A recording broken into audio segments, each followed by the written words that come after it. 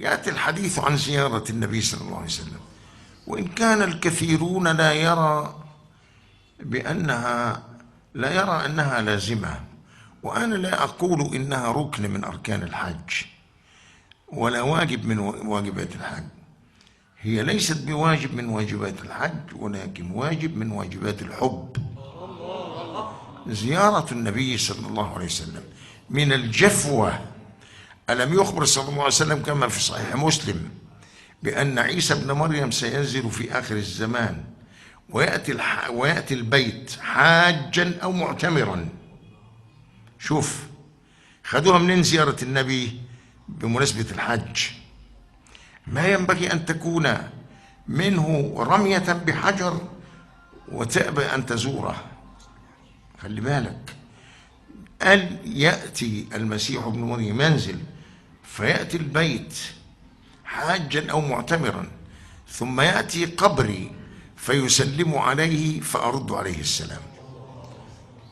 إذا كان سيدنا المسيح يأتي قبر النبي صلى الله عليه وسلم بعد الطواف أو بعد الأداء سواء كان عمرة أو حج، ويأتي قبر النبي فيسلم عليه فيرد عليه السلام. لكن أنت تقول أنا مش فاضي، أنا ورايا شغل في البلد، لابد أرجع بسرعة. طب ما يدريك لو حبسك حابس وما قدرتش لا ترجع بيتك ولا ترجع لعيالك ولا يعني الأمور الظروف بيد الله، والمقدر فيها هو الله سبحانه وتعالى. فتأدب مع من أخذت عنه النسك حينما قال خذوا عني مناسككم. يعني دي هدية ناولنا إياها رسول الله، هل يصح أخذ منه الهدية وأبخل بزيارته؟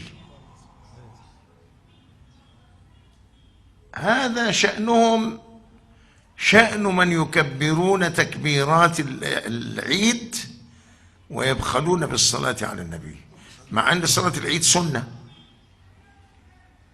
صلاة العيد سنة، تقول الله أكبر الله أكبر الله أكبر لا إله إلا الله الله أكبر ولله الحمد فقط. ما الذي يمنعك من الصلاة عليه؟ والله لا أرى مانعا لك إلا إبليس حقيقة. لكن كما قلت لكم سابقا، إذا أراد إبليس أن ينتزعك من حق أو من خير لوح لك بحق آخر،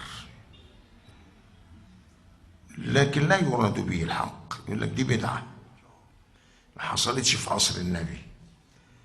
افرض ما حصلتش حتى، هل عدم الفعل ينتج حكما؟ عدم الفعل ينتج حكم؟